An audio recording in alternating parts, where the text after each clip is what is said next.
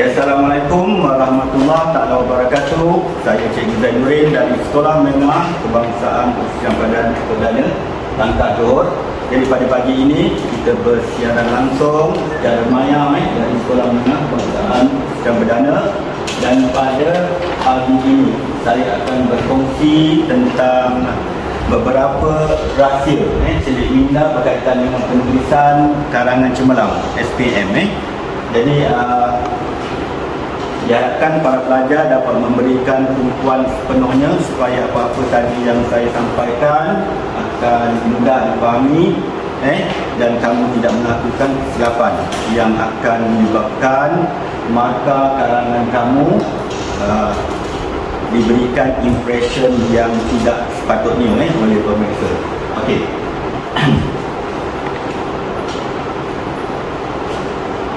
Okey, yang pertama, ini perkara yang pertama selain daripada masalah-masalah yang besar lain, yang penting lain, ini adalah perkara yang sering dipandang ringan, dipandang remeh oleh para pelajar. Okey. Jadi yang pertama ialah berkaitan dengan analisis soalan, analisis soalan. Siapa faham tentang analisis soalan? Afrina? Ya, saya. Apa yang dimaksudkan dengan analisis soalan? Analisis soalan itu dia dimaksudkan maksudnya kita analisis dulu soalan sebelum kita merangka karangan, ataupun kita minta pasti kita minta soalan sebelum kita menjawab soalan karangan. Okey, baik, bagus, Tania. Okey, berikan tepukan kepada Okey.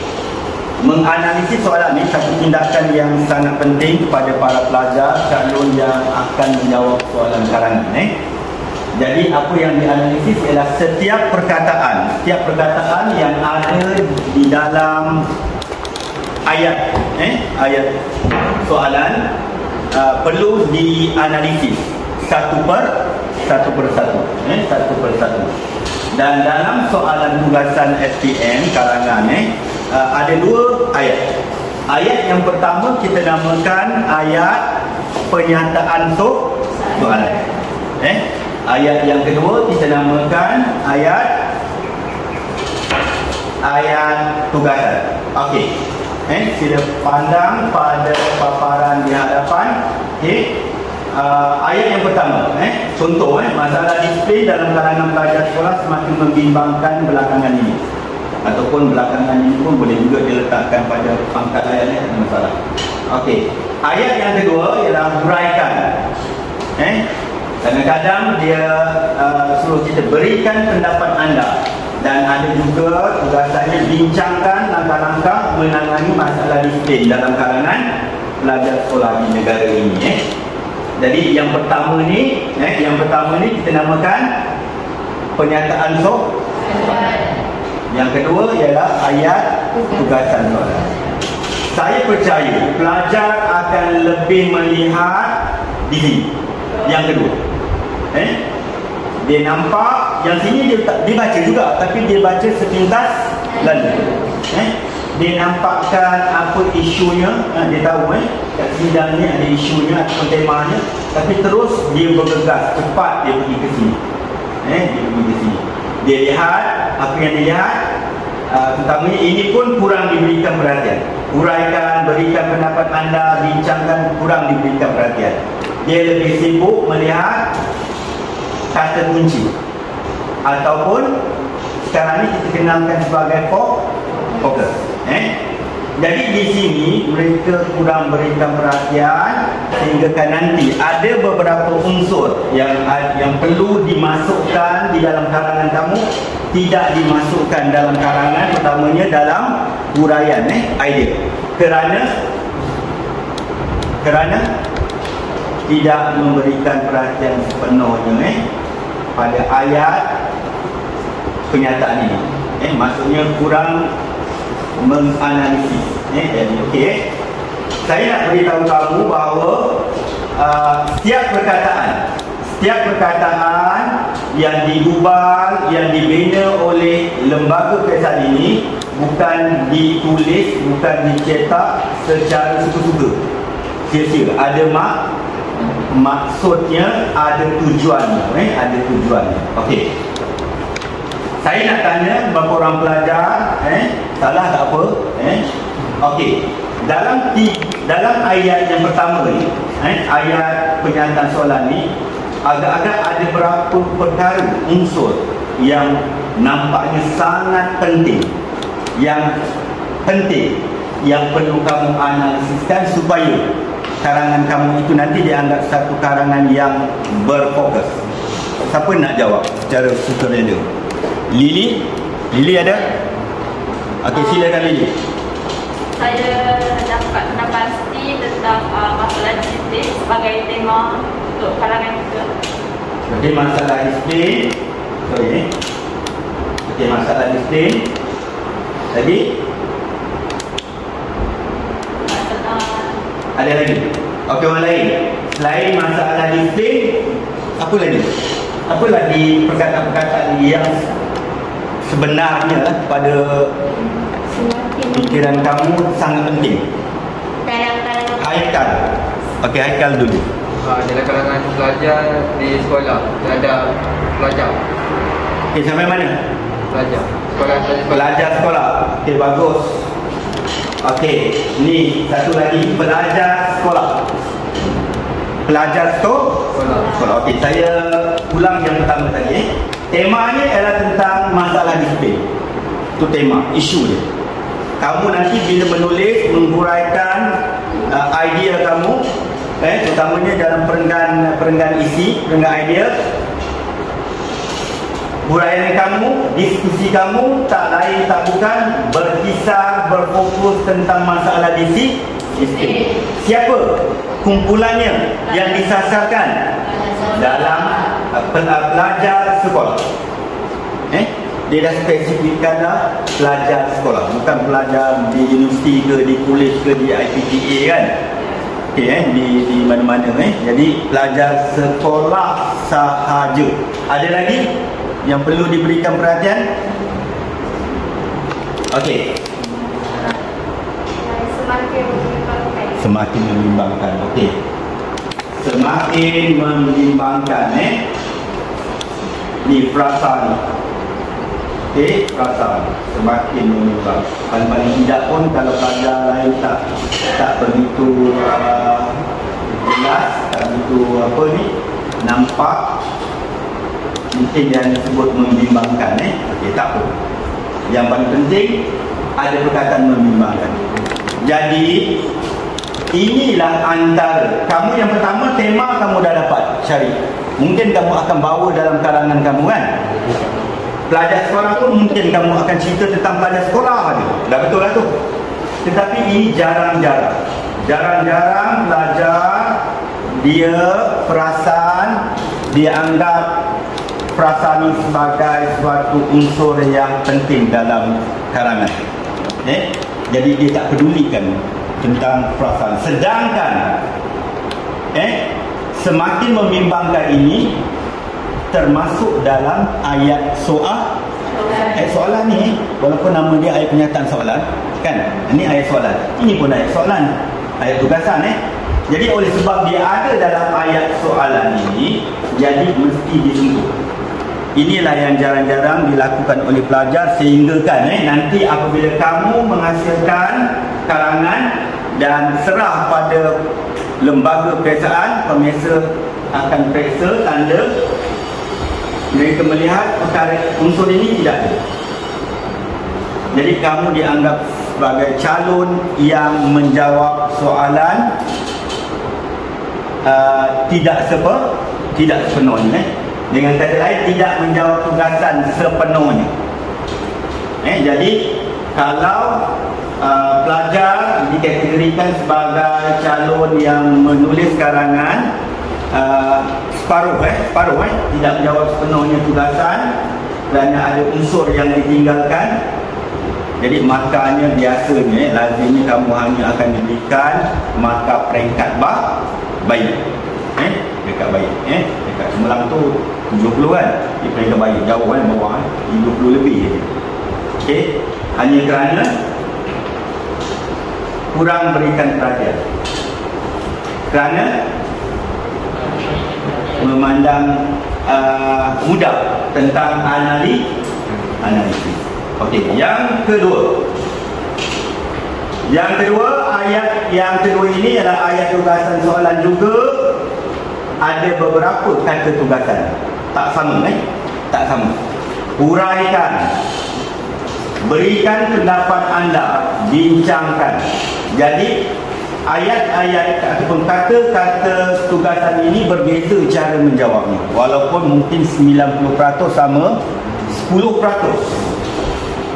disebabkan perkataan huraikan atau berikan pendapat anda atau bincangkan, dia membezakan cara kamu menjawab. Jadi perlu beri perhatian tentang hal yang pertama tadi, iaitu berkaitan dengan analisis soalan.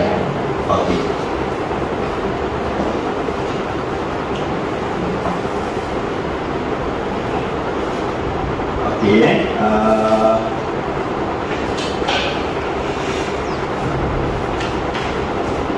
Ini beberapa lagi kelemahan dalam tulisan Bahasa Melayu SPM. Yang pertama, tidak menjawab tugasan, langsung tak jawab. Mungkin tema yang diberikan lain, dia jawab tak? Lain. Satu lagi, tidak juga berkaitan dengan idea ataupun fokus. Terutamanya bahagian A sekarang ni, fokus ataupun kata kunci tidak dinyatakan secara langsung, kan? Okay, jadi berlaku kesilapan apabila kamu menggunakan idea ataupun sebelum idea fokus ataupun kata kunci yang salah. Jadi kalau dah salah ideanya, salah fokusnya, maka mungkin kamu akan dikategorikan sebagai pelajar calon yang hanya mampu diberikan markah peringkat kurang memuaskan. Ni ada Cemerlang, ujian baik, memuaskan, kurang memuaskan. Bawah dua ni. Jadi sebab itu pentingnya. Ada kaitan dengan apa ni tadi? Ada kaitan dengan analisis. Okey, yang kedua, tidak mematuhi arahan. Okey, sekarang ni KSSM sudah dijelaskan, ditetapkan oleh Lembaga Peperiksaan untuk kali pertama tahun ini, calon 2021. Jumlah perkataan ditetapkan tidak boleh lebih. Bahagian A setakat berapa, Amir? 200 patah perkataan. Betul. Yang kedua, bahagian B, Anis? 500. Sekadar ataupun hingga 500 patah perkataan tadi. Jangan cuba-cuba menulis perkataan ataupun karangan kamu dengan perkataan yang jumlahnya melebihi jumlah perkataan yang ditetapkan oleh lembaga peperiksaan. Nama pun satu arahan lembaga. Jadi kalau kamu tidak akur, tidak patuh, langgar arahan, memang akan dihukum.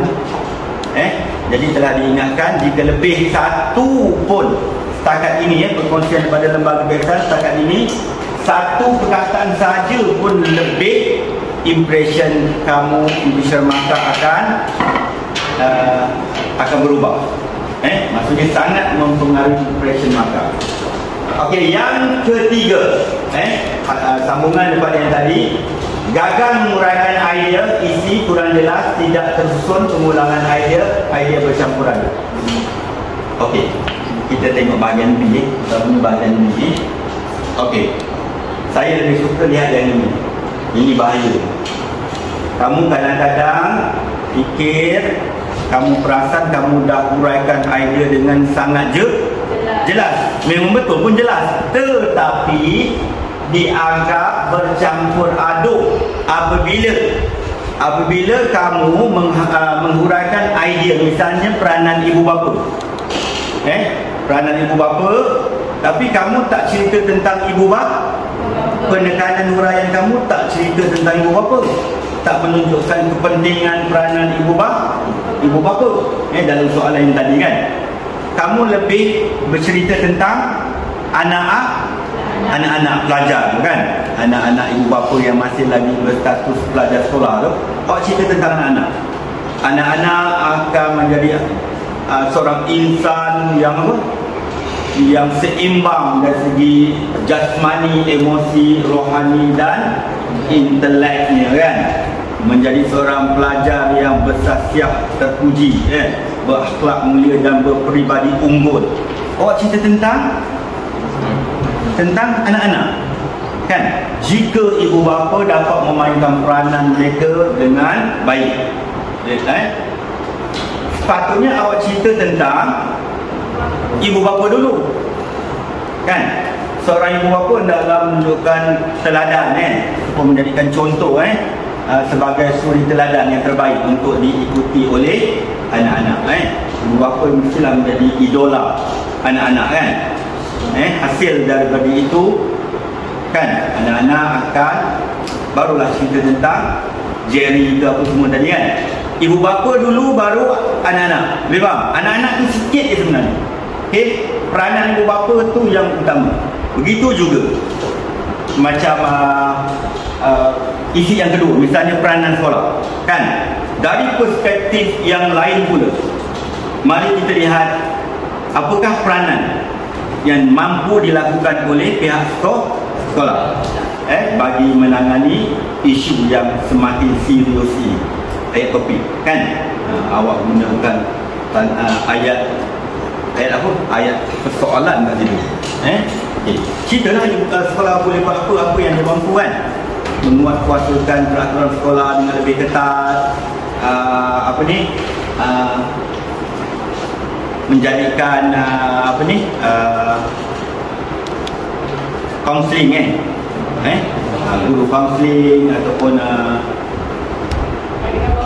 program-program motivasi dan sebagainya, program-program yang berkaitan dengan pelajar-pelajar yang berisiko tinggi kan, yang ada masalah disiplin, dan sebagainya lah. Itu kekuatan sekolah, peranan yang dimainkan oleh sekolah. Barulah mungkin nanti dapat mengurangkan, kalau setidak-tidaknya dapat mengurangkan bilangan kes salah laku disiplin dalam kalangan. Cerita tentang kehebatan ibu bapa, cerita tentang kehebatan pihak sekolah dalam isu. Jadi barulah dikatakan tidak bercampur aduk. Idea kamu dianggap jelas. Yang sini kurang jelas. Kalau terbalik itu kurang jelas, akan menimbulkan satu persoalan dalam minda pemeriksa kan. Pemirsa akan bertanya, ni cerita ni sekarang ni nak uraikan masalah pelajar, peranan pelajar ke ataupun peranan ibu bapa? Jadi tak jelas, dianggap tak jelas. Sebenarnya pemirsa tahu je kan, tapi dari segi teknikalnya dianggap kurang jelas. Bila dah ada kurang ni, bawah daripada peringkat baiklah kamu ni maka. Okey. Gagal menyampaikan maksud ayat ataupun ayat tergantung. Peringkat SPM pelajar 17 tahun dan sekarang kamu ni tahun 2022 kan. Ada yang dah 18 tahun. Itu panjang purata kira dah 18 tahun dah masuk tahun yang ke-18. Dah matang. Jadi kesalahan seperti ayat tergantung ni tak sepatutnya berlaku. Tak sepatutnya dilakukan oleh para pelajar. Misalnya yang sering kamu lakukan tanpa kamu sedar ialah apabila kamu cuba memasukkan ungkapan menarik. Ungkapan menarik dengan peribahasa, apa lagi ungkapan menarik?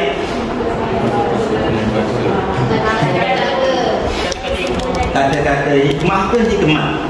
Hikmat mutiara kata, apa lagi? Kata-kata pujangga. Dia kata kata pujangga boleh lah. Kata-kata tokoh kan. menyelitkan kata-kata tokoh, cogan kata, slogan, hadis, ayat Quran semua kan. Itu ialah ungkapan menarik. Mana-mana satu pun diterima sebagai ungkapan menarik. Ingat, ungkapan menarik menjadi satu syarat untuk diberikan, dipertimbangkan untuk markah peringkat cemerlang. Kalau dulu KBSM peringkat cemerlang saja. Nak bagi cemerlang mesti ada ungkapan menarik. Sekurang-kurangnya satu. Kepujian tak payah. 79 tu kan. 79 maka 79% kan. Tak payah. Tapi sekarang dalam KSSM, kepujian pun perlu ada ungkapan menarik. Okey. Biasanya kamu akan gunakan lepas nokta, kamu akan guna huruf besar. Apabila kamu cuba gunakan perkataan bak kata kan, bak kata, bak memang tak boleh nak lari daripada perkataan bak tu kan. Kamu membesar dalam perancangan panel tu, tonton bak, agaknya dah terbiasa, dah tak boleh ditinggalkan bak tu kan. Bak dalam ayat-ayat yang lain dia sama maksud dengan kata bandingan yang lain, sepertilah lagi umpama, laksana, persis, bagai, bagaikan, sama lah tu bak. Jadi cuba kamu lepas nokta, kamu tiba-tiba letak seperti macam satu kejanggalan kan. Sumbang nampaknya penulisan kamu kan. Nokta seperti kan. Jadi itu dianggap ayat tergantung. Dalam bahasa Melayu ada dua tempat ayat tergantung. Pertama pada pangkal ayat, kedua pada hujung ayat. Tapi saya tak nak cerita tentang hujung ni, akhir ayat. Kita nak cerita tentang pangkal ayat, permulaan ayat. Apabila kamu sering menggunakan perkataan bab untuk memasukkan ungkapan. Okey. Misalnya ayat kan. Ibu bapa hendaklah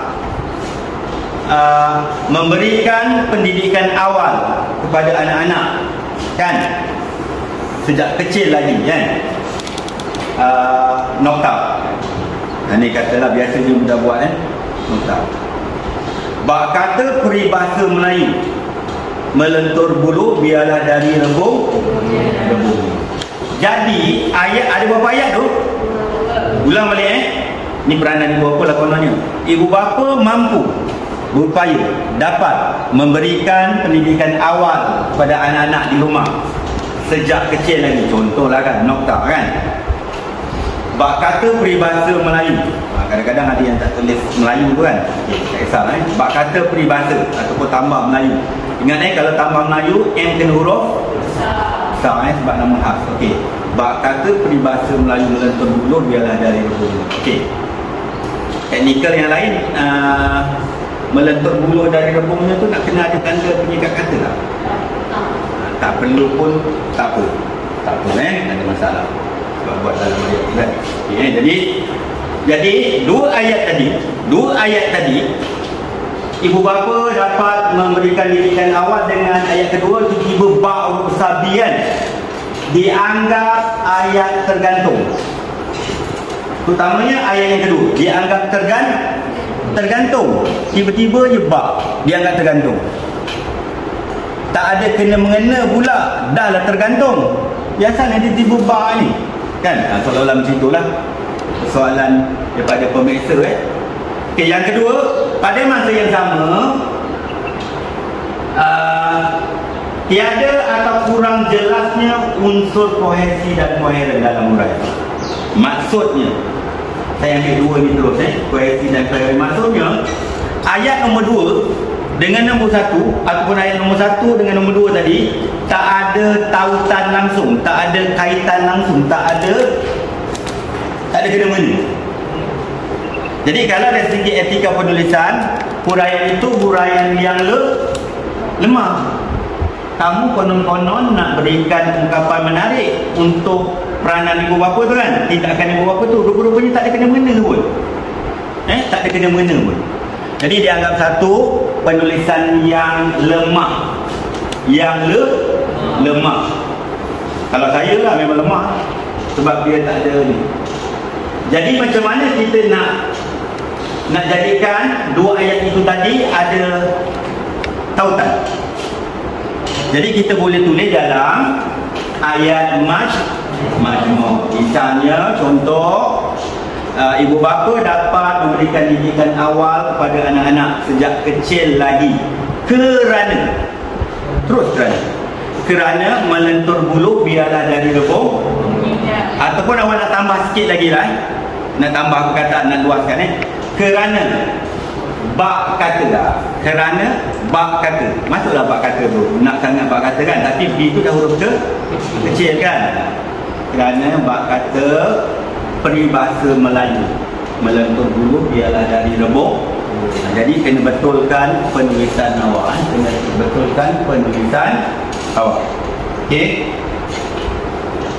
Okey. Yang seterusnya, terlupa atau silap menggunakan kata ganti nama diri yang betul berdasarkan soalan dan tindak perkataan. Kadang-kadang binaan ayat soalan itu oleh lembaga pendidikan sangat, apa yang nak kata bahasa Inggeris ni, tricky sangat. Sangat mengelirukan. Ada cubaan-cubaan untuk memerangkap kamu. Kadang-kadang kamu tak perasan pun. Macam kami pun kadang-kadang kalau memeriksa skrip, kenapa belajar ni dapat markah peringkat baik saja, kan? Nampak okey semua, memang okey, bahasa semua okey, rupa-rupanya dia tak gunakan kata ganti nama diri saya. Bila tengok balik, bila analisis, baca dengan teliti ayat soalan kan, nampak dia memerlukan pelajar menggunakan kata ganti nama diri saya. Jadi ini bukan perkara yang tidak serius. Ini serius. Kerana setakat ini pelajar calon yang gagal menggunakan kata ganti nama diri yang betul dalam penulisannya sebagaimana yang dihasratkan oleh lembaga kerekaan. Lembaga kerekaan kata harap budak ni perasan lah, dia kena gunakan ganti nama diri saya kan, dia harap begitu kan.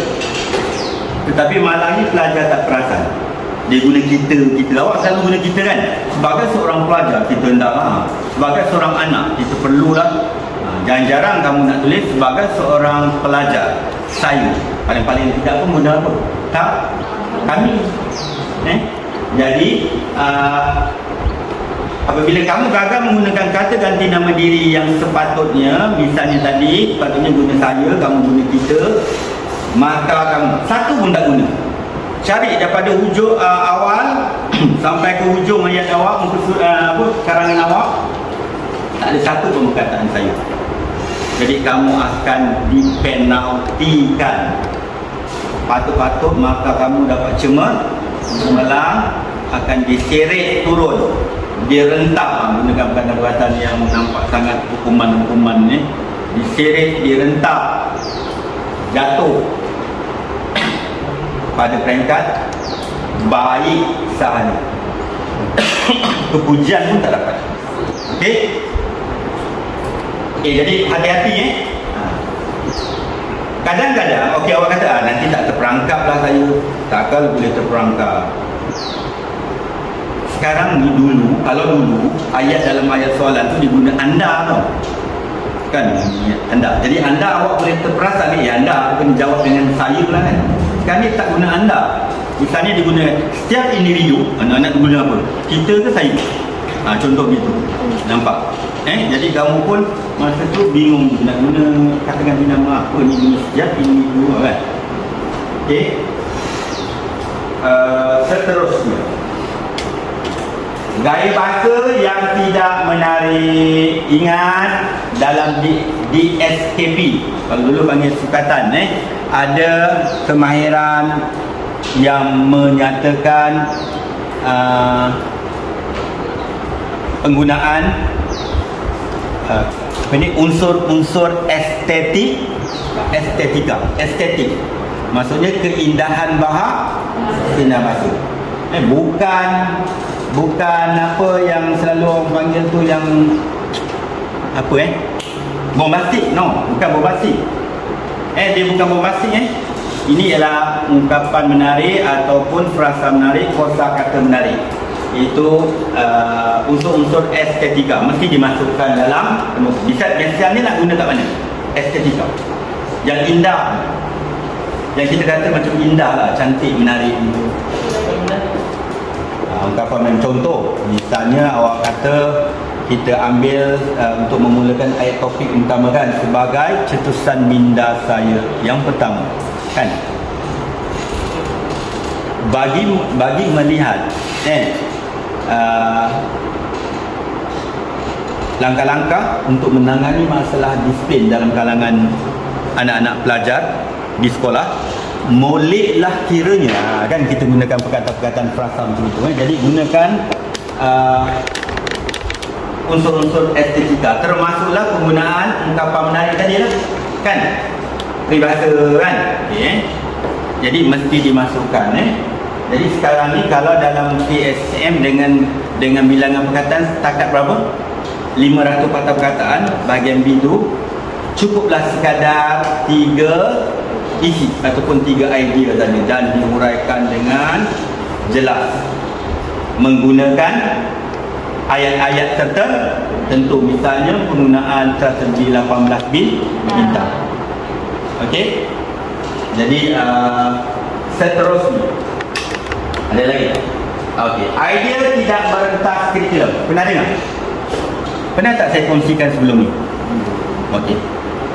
Inilah kadang-kadang antara beberapa kelemahan yang kamu tak buat. Ada perkara penting yang sepatutnya kamu buat, dan pada masa yang sama ada juga perkara penting yang sepatutnya kamu elakkan. Jadi ada beberapa yang perlu elakkan dan ada beberapa perkara yang perlu dilakukan supaya karangan kamu tidaklah makanya pada tahap yang macam tu je. Kadang-kadang terfikir juga tak terfikir kamu, kenapa karangan aku ni tak meningkat-ingkat makanya. Jadi mesti ada sebab puncanya kan. Dan inilah antara punca-punca yang saya dah sebutkan tadi sebelum ini dan yang sedang pada paparan di hadapan ini. Contoh yang kedua terakhir, idea tidak merentas kurikulum. Ini bukan wajib tetapi satu kelebihan. Ini bonus. Kalau saya jadi pemirsa, misalnya katalah markah kamu, contoh katalah markah kamu 68. Contoh 68 tu dah dekat dengan 70 tu markah penuh tu. Ni contoh aja katalah markah 68. Dengan adanya ini dan ini nanti kan, saya mungkin bagi kamu 70 markah. Dan tak ada aku lagi nak tolong, tiba-tiba kamu buat benda yang ni. Saya akan bagi kamu bonus 2 markah.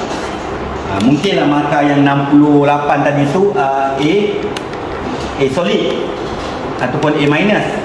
Tambah 2 lagi jadi A solid. Kalau dah A solid tambah 2 lagi jadi A plus. Jadi apa dia merentas kurikulum? Merentas kurikulum bermaksud kamu mengambil idea jawapan kamu terutamanya dari subjek, dari subjek, dari mata pelajaran yang lain. Misalnya, katalah tahun 2021 ni keluar soalan berkaitan dengan sektor pelancongan. Soalannya, faktor-faktor yang menyebabkan Malaysia menjadi destinasi pelancongan utama di dunia. Jadi kamu pun fikir nak 3 ayat, 3 isi, 3 faktor. Kenapa Malaysia ni jadi pilihan pelancong seluruh dunia? Hebat sangat ke Malaysia ni kan? Okey, jadi kamu berikan 3 isi. Misalnya kamu pernah belajar geografi, kamu teringat Malaysia kaya dengan kepelbagaian bentuk muka bumi. Nanti itu dia punya ayat topik tu. Yang pendek lah cerita kan. Nanti dalam huraiannya, hal ini dikatakan demikian kerana Malaysia mempunyai kawasan pinggir laut, kawasan pulau kawasan tanah tinggi hawa sederhana kan. Contoh kan, macam Cameron, Kundasang dekat Sabah, ataupun di Genting Highland kan, Bukit Fraser kan. Lagi apa lagi? Malaysia juga kaya dengan kawasan-kawasan hutan hutan hujan tropika ataupun hutan khatulistiwa kan. Dengan hutan rekreasi ini yang kaya dengan fauna dan flora dan fauna. Jadi para pelancong ni dia suka tempat-tempat macam tu. Ada yang suka duduk kat dalam suka merendah hutan, meroka hutan kan. Ada yang suka pergi tempat kawasan tanah tinggi, ada yang suka tepi pantai, ada yang suka pergi pulau kan. Ada yang nak merasai kehidupan kampung, desa, dia mencuba pelancongan inap desa yang kita kenali sebagai homestay. Dia nak rasa jadi nelayan, petani sebagainya. Jadi itu ialah satu faktor. Kamu ambil dari mana? Subjek geografi. Kamu sedang menjawab soalan bahasa Melayu tapi ideanya daripada subjek lain. Okey, apa lagi? Kalau sejarah kena ambil apa? Sejarah kan. Malaysia kaya dengan tempat-tempat bersejarah kan. Berilah contoh apa kan? Tempat-tempat bersejarah, bangunan-bangunan bersejarah kan, tempat-tempat beribadat, apa lagi, batu-batu bersurat dan sebagainya kan, makam-makam dan sebagainya, tinggalan-tinggalan, monumen-monumen dan sebagainya. Dan ini menjadi satu daya tarikan utama, terutamanya pelancong dari luar negara yang nak melihat tinggalan-tinggalan yang pernah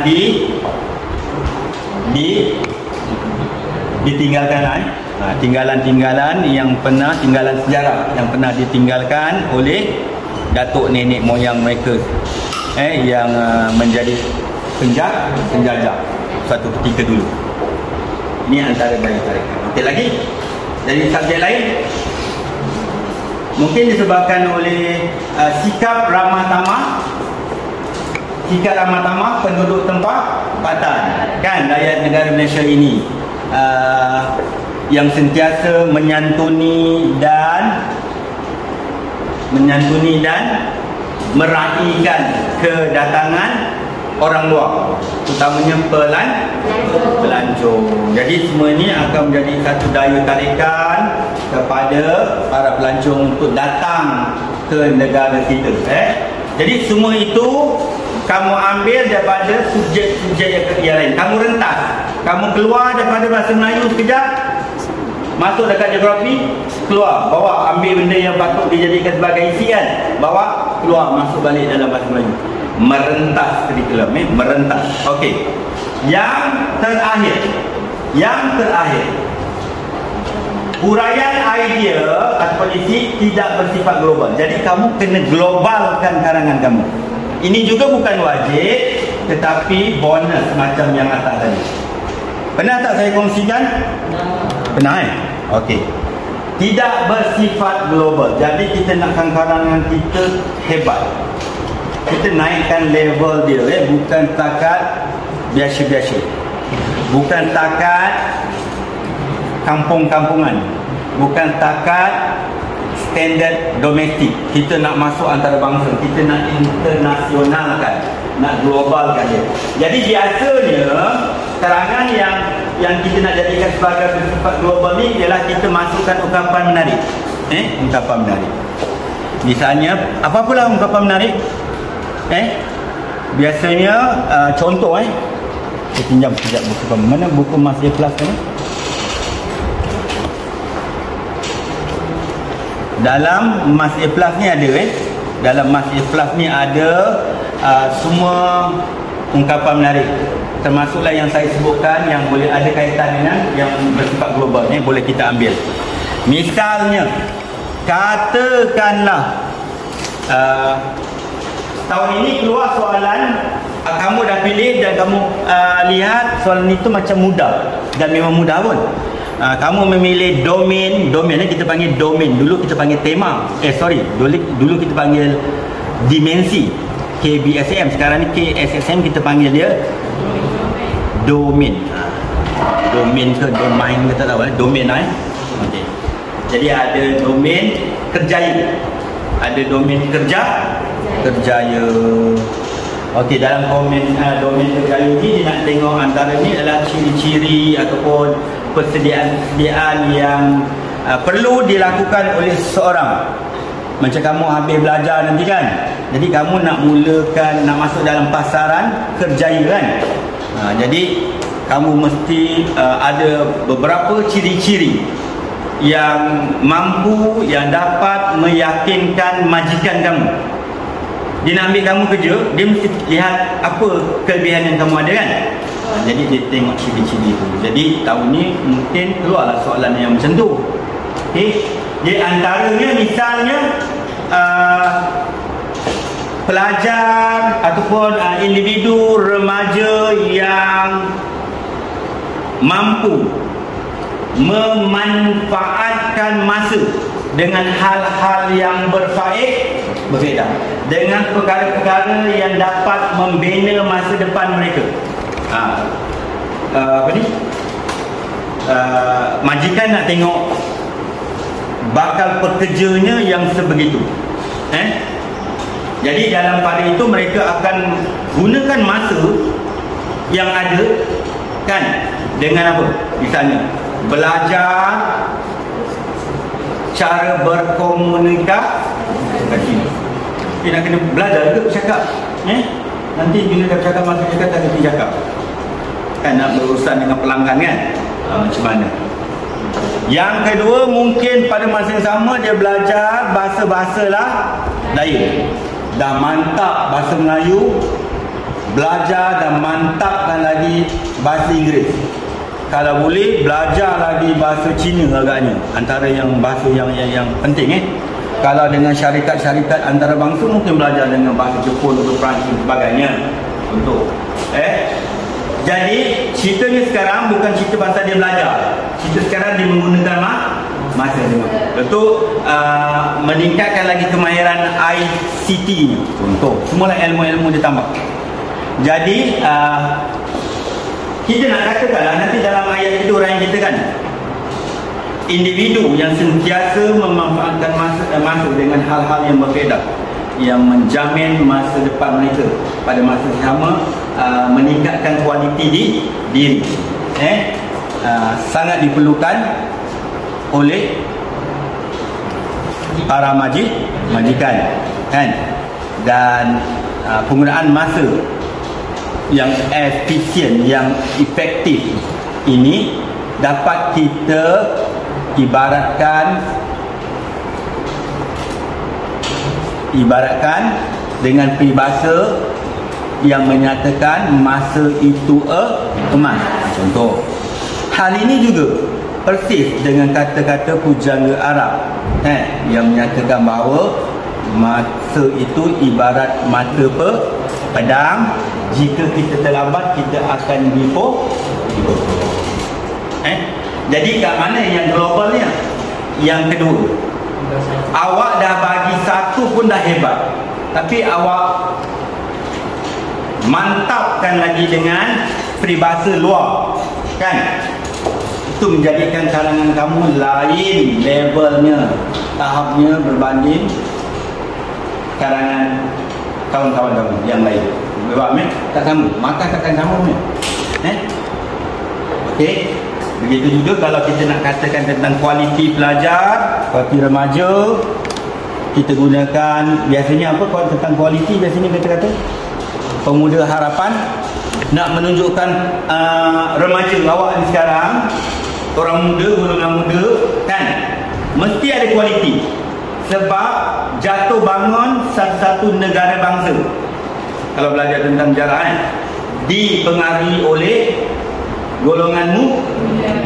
Kalau golongan mudanya tak berkualiti, maka hasilnya tak berkualiti. Jadi jika pemudanya, belianya, remajanya berkualiti, insya-Allah negara itu akan berdiri sebagai sebuah negara bangsa tamadun yang hebat. Kan? Hal ini sesuai dengan kata-kata pemuda harapan bangsa, pemudi tiang negara. Kan? Hal ini juga persis dengan kata-kata pidato yang pernah dilontarkan oleh mantan Presiden Indonesia, iaitu Soekarno, yang menyatakan bahawa apa tadi? Beri saya 100 bilion wajah, niscaya saya juga penuhi. Berikan saya, ada kadang dalam versi lain dia guna aku berikan aku 100 belia wajah, nescaya akan aku goncang. Maksudnya 100 tak ramai, tetapi dia nak ceritakan tentang bukan kuantiti tapi kualiti. Siapa? Orangmu. Jadi bila kamu top up, kamu sokong, kamu mantapkan, kamu sandarkan lagi ungkapan menarik kamu dengan ungkapan-ungkapan dari luar, kan? Jadi karangan kamu itu telah dianggap sebagai karangan yang bersifat global. Okey. Jadi saya fikir itu saja perkongsian kita pada hari ini.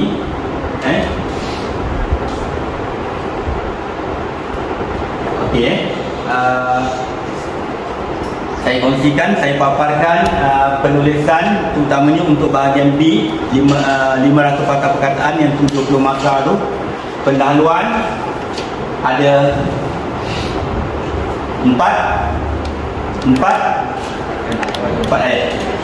Okey. 4 ayat.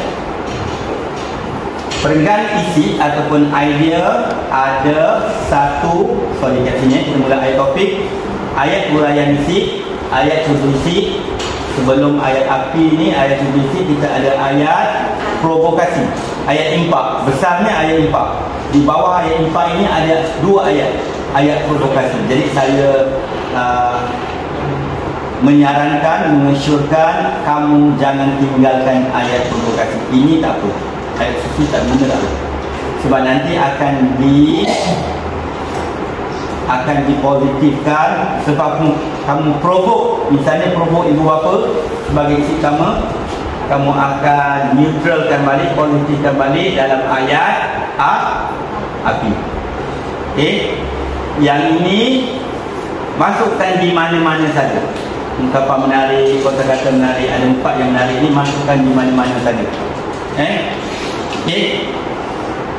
Dan yang seterusnya penutup ada ayat kesimpulan, ayat saranan, ayat harapan dan ayat afek.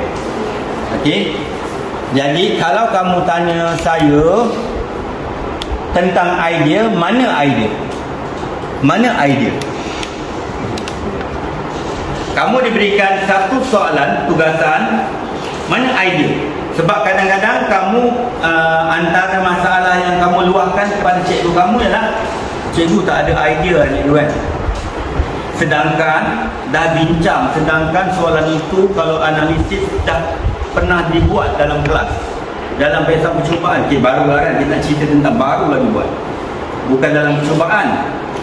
Baru semalam, hari terakhir cikgu masih lagi buat kelas kan, buat perbincangan dengan pelajar-pelajar. Baru semalam, hari esoknya keluar dalam pesan sebiji.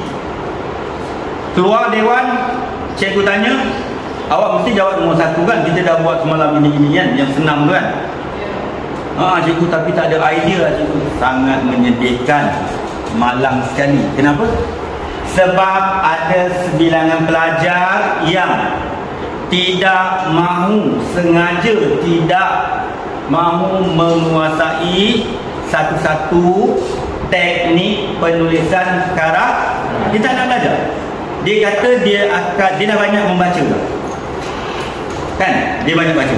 Jadi diharapkan idea-idea spontan dari langit akan turun pada pagi itu kan. Sekali tak turun-turun idea dari langit. Di mana idea? Itu dah blank lah. Itu yang kadang-kadang jadi histeria dan sebagainya. Tak ada idea. Di mana ideanya? Ideanya kalau ikut strategi 18 bintang tadi berdasarkan jenis ayat yang ada dalam setiap perenggan utama. Tadi saya dah kata apa tadi? Perenggan pendahuluan ada 4 ayat betul. Perenggan isi ada berapa ayat? 5 ataupun 6 Dan perenggan penutup ada 4. Kalau kita kata ada 5 lah perenggan isi kan. Ayat topik, ayat uraian, isi, ayat contoh isi, ayat provokasi di bawah ayat 4 kan, dan ayat api 5 cukup untuk 500, bahkan terlebih-lebih pula. Pandai kawan Okey, jadi kalau kamu kata idea itu hanya tertumpu pada perenggan isi, itu salah. Itu ialah idea nak menghuraikan isi. Itu dah tentulah. Tapi kalau idea nak menjawab keseluruhan tugasan satu soalan karangan itu, mesti bermula dari perenggan, pendahuluan sampai penutup. Dari ayat pertama tadi itu, ayat tema, sampai ke ayat apa? Dari hujung rambut sampai ke hujung kaki. Itu idea. Macam mana kamu menghuraikan, memulakan satu-satu isu, tema dalam bahagian pendahuluan. Macam mana? Apa idea kamu? Ada idea tak? Tak ada lah idea macam mana nak memulakan. Jadi kita gunakan ayat-ayat tertentu yang 4 tadi kan. Itu masuk perenggan isi kan, dah tentulah. Dan penutup. Macam mana kamu nak memberikan satu idea untuk menutup tugasan kamu, supaya penutup kamu ditutup dengan menarik dan berkesan. Menarik dan berkesan dan betul penamatnya. Misalnya betul penamatnya kamu gunakan ayat apa? Yang terakhir ayat apa? Ayat apa? Saya ingin menegaskan sekali lagi bahawa. Jadi kamu tutup dengan menyatakan sekali lagi pendirian kamu. Saya ingin menegaskan sekali lagi bahawa, kan? Pun ada yang sebut dulu sebelum itu digunakan apa tentang yang saya pernah sebut,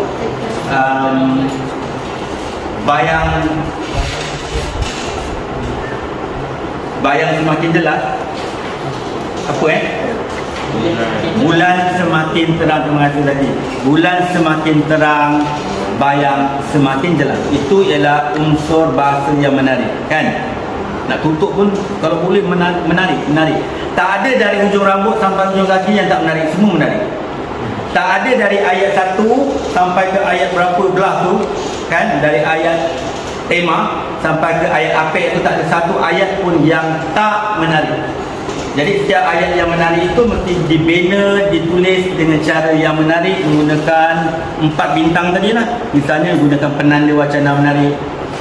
Mana yang menarik? Kalau kamu tulis ayat topik, misalnya antara langkah untuk menangani masalah disiplin dalam kalangan pelajar sekolah ialah melalui peranan ibu bapa dengan sebagai cetusan minda saya yang pertama bagi melihat usaha ataupun langkah untuk menangani masalah disiplin dalam kalangan anak-anak remaja di sekolah. Moleklah kiranya, contoh kan, mestilah yang kedua tu kan. Kalau nak diberikan markah, tentulah markahnya tak sama, berbeza, kan? Siapa nama awak? Zainudin, itu saja. Siut je kan. Jadi kalau siapa nama awak? Nama saya ialah Zainudin. Nampak kan lain. Nampak dari segi ayatnya gramatik, dan pada masa sama ada nilai-nilai nilai-nilai murni di situ kan. Nilai-nilai positif itu nampak berbudi bahasanya kan, kesantunan bahasa tu.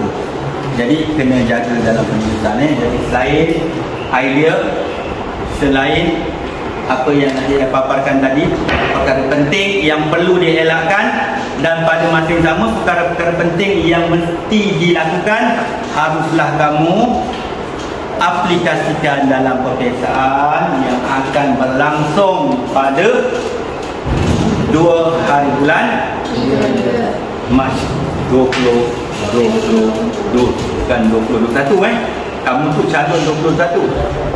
Dah hampir sangat Jadi saya fikir setakat ini saja perkongsian kita pada pagi ini, dan saya dengan ikhlas hati mendoakan anak-anak pelajar di hadapan saya ini 5 Sekolah Menengah Kebangsaan Peserta Perdana Angkat Johor dan seluruh putera-puteri calon SPM 2021 akan menggapai kecemerlangan, khususnya dalam subjek Bahasa Melayu, insya-Allah. Amin amin ya rabbal alamin. Sekian, terima kasih.